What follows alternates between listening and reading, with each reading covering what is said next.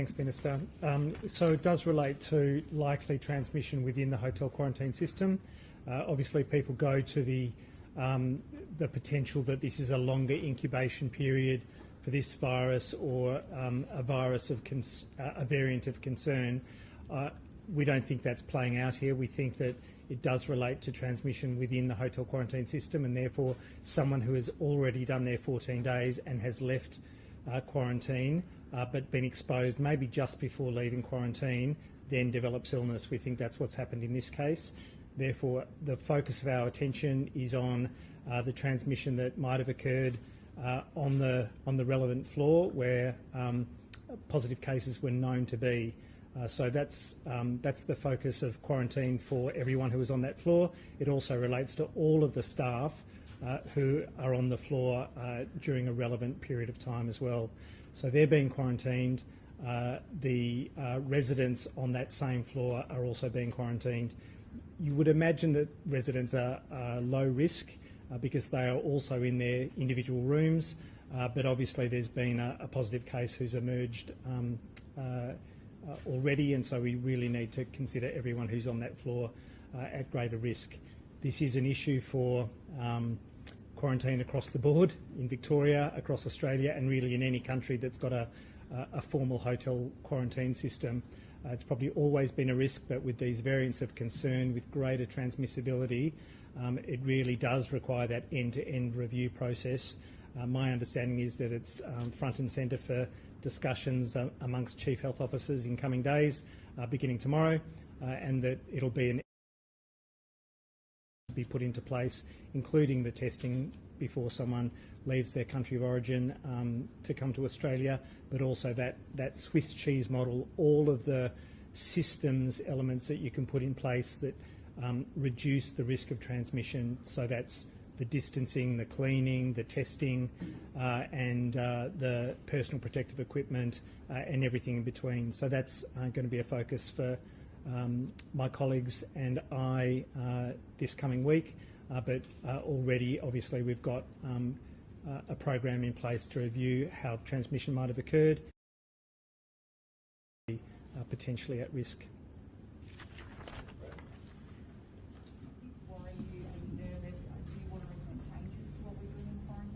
I want a root and branch review, just like everyone else. I think the issues across Australia are really reflective of an increased risk with the new variants of concern. But it's always appropriate to do a critical incident review with each and every case of transmission that you get, and as we've always done, take the lessons that we learn here in Victoria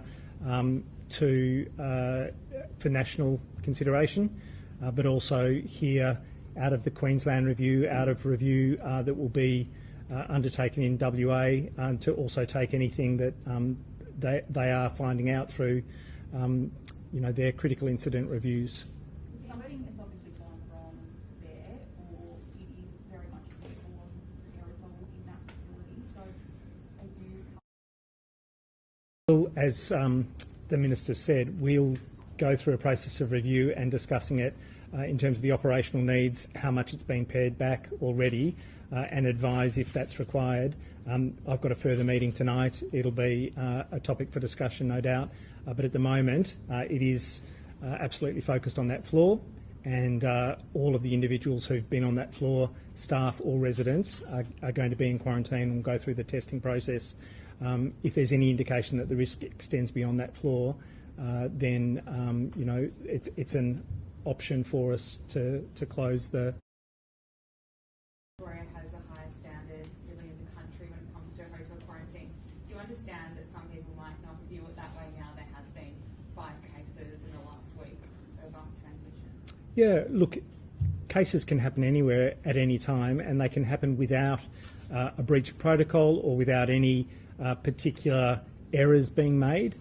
We are talking about an incredibly infectious virus, and we are learning new things about the potential modes of transmission and how significant that risk is. We have known that airborne transmission is possible. The extent to which it occurs and how well you can reduce that risk through all of the measures that we've got in place is a matter for ongoing review. And, Victoria's been hit pretty hard this week, and some of this relates to a single incident. But we will continue to maintain our focus on understanding what's gone on and doing everything necessary to make it right. But, my reflection would be that this is a risk across Australia.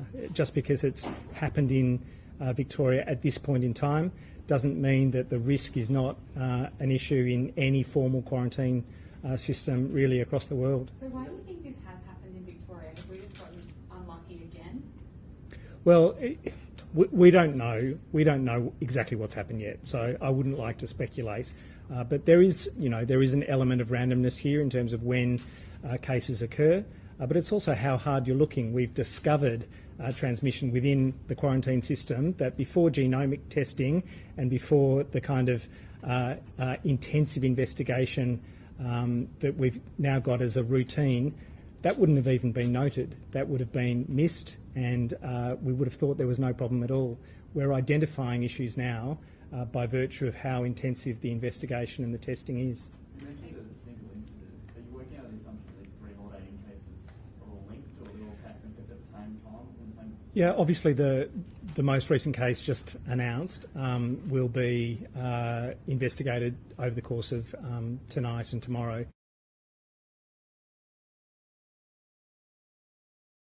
The known positive cases on that floor and transmission on that floor, but we need to go through a process of interviewing to understand exactly if that's the case. Was that person on the same shift as the other worker? So all of that needs to be investigated. We don't know that being interviewed as we speak. So you're working on the assumption that woman who tested positive after she left hotel quarantine picked it up in the hotel and not overseas? That's right, because had finished the full 14-day quarantine period, became unwell after discharge. So there's no reason to extend mandatory quarantine more than 14 days? No, look,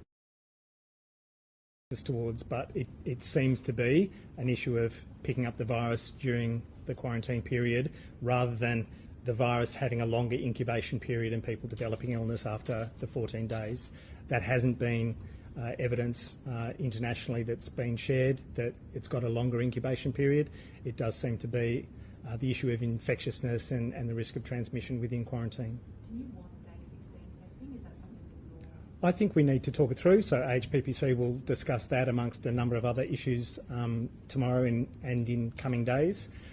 It may be day 16, it might be day 17 or 18. You want to make sure that you're maximising the likelihood of picking up transmission within quarantine for people who go on to develop illness after they've been discharged. But you don't want to have them in the community going to a number of exposure sites for days. So it'll be a balancing act, and it might be multiple days of testing, or it might be a check-in for symptoms on particular days and testing at a later time. So that requires modelling. It requires us to reflect on everything that's happened in these circumstances. But I think we need to look at it all, and we need to do something more. No question. Oh, sorry. Given this push for day 16 testing and what we know about the woman in New Zealand and also the woman in Wollongong, is there any reason why you're working on the assumption that this return traveller picked it up in a hotel and that it isn't necessarily a longer incubation period of the virus? So we are looking at the genomic, the quarantine system at the time, then transmission within the hotel quarantine system becomes understandable and the explanation, if it's the virus from their country of origin or if it's genetically different, then that would indicate something else going on and maybe a longer incubation period, but we haven't seen that. We're looking at cases that appear to be genetically linked. And which countries is return traveller from? I'm not sure in this latest case. Do we know about her age? And can I also ask, did she have symptoms or did she just volunteer to go? We don't have details at the moment. The return traveller? Sorry, for the return traveller who's tested positive? Yeah. I don't have further details.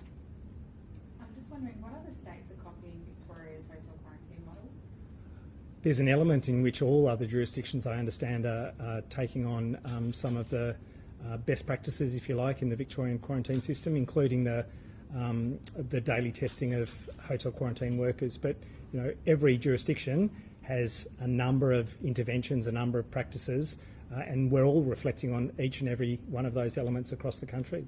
That floor that seems to be the problem, that's now been cleared. There's no one on that floor at the moment. I don't know that it's been cleared entirely. If there are people who are completing their incubation period of quarantine on that floor, that's not inappropriate. But we'll look at what the operational needs are and whether there needs to be a further paring back of anyone on that floor. And food and beverage delivery workers at hotel quarantine, do they have face-to-face contracts with the residents? How does that process work, and what's their role?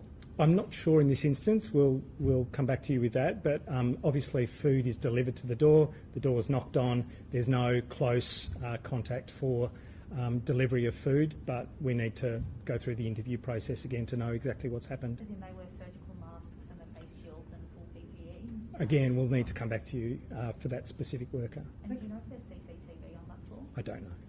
The case mentioned this morning who's in hospital after in ICU after being in hotel quarantine. Do you have any further details on them? What hotel they came from, age, gender? So that was a Holiday Inn quarantine case, as I understand it, but I don't have any further details on their clinical status. Wasn't a hot hotel. So that was an individual who was there, tested positive, moved to a Medi hotel. A couple of days ago, the Premier, or at least Neville, I think, she might have mentioned that there was a family of 3 at the Holiday Inn hotel with the UK strain virus who had been moved to a health hotel. Do you know if either this return traveller or the food and delivery worker had any contact with that family? So we've got no direct evidence of that.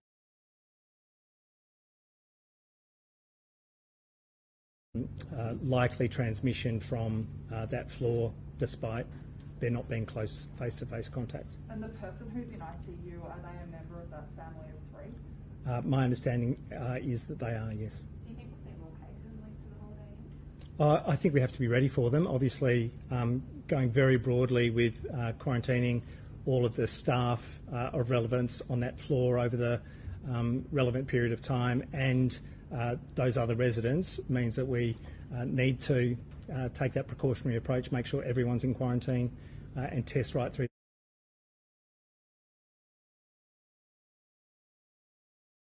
Worker who's like either the UK or the South African variant of the virus? Look, it wouldn't surprise me. The majority of cases that are now being detected in hotel quarantine are variants of concern. They are becoming the predominant strain, and we really work on the basis that we should expect each and every case that we identify in quarantine to be variants of concern. Just a quick question for Ms. Foley. In New South Wales, Given what we're seeing with the new variants, and as you said, majority of the COVID cases are with the mutant viruses, do you think it's time to maybe put a bit of a pause on, accepting return travellers and for National Cabinet or AHPPC to really work through all of those details? That we have in place, the possible effect of vaccinating hotel quarantine workers, but it's really a matter for Cabinet and for First Ministers and National Cabinet around CAPS and the entire quarantine process in Australia. As a public health expert and the Chief Health Officer of Victoria, though, what would your recommendation be? No, I really can't make a recommendation because I can speak to the risk, but these are matters where you're balancing, the welfare concerns of Australians, permanent residents and citizens who are trying to come home and are sometimes in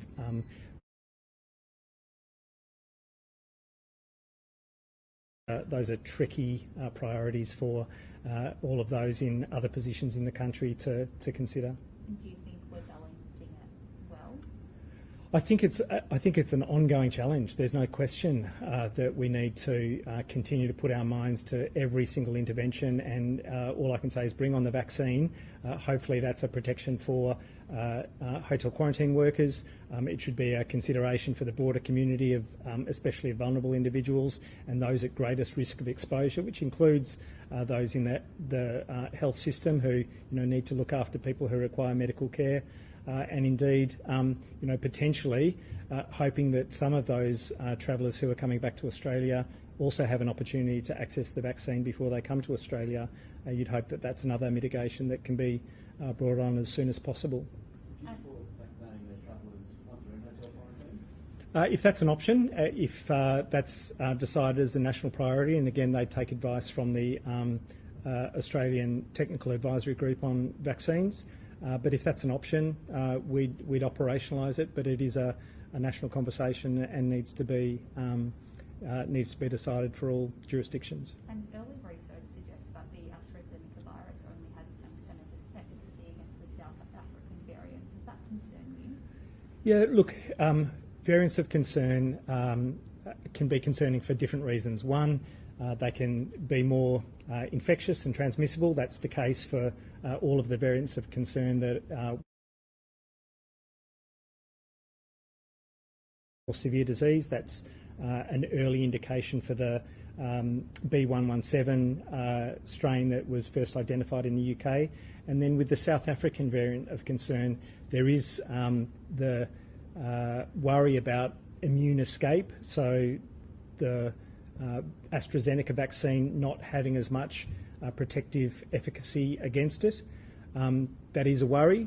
Nonetheless, it appears to still protect from dying and from severe disease. And so there is the direct protection of vaccines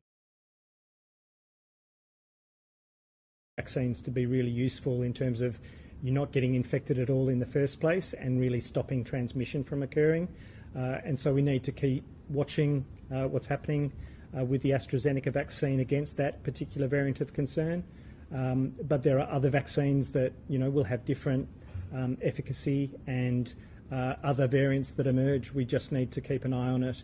But I think the reassuring bit across all of the vaccines that are in use is that they do protect against dying, they do protect against hospitalisation, severe illness, and that's a useful thing regardless of what it might do in terms of risk of infection. All good? Thank you. Thanks, everyone. Thank you.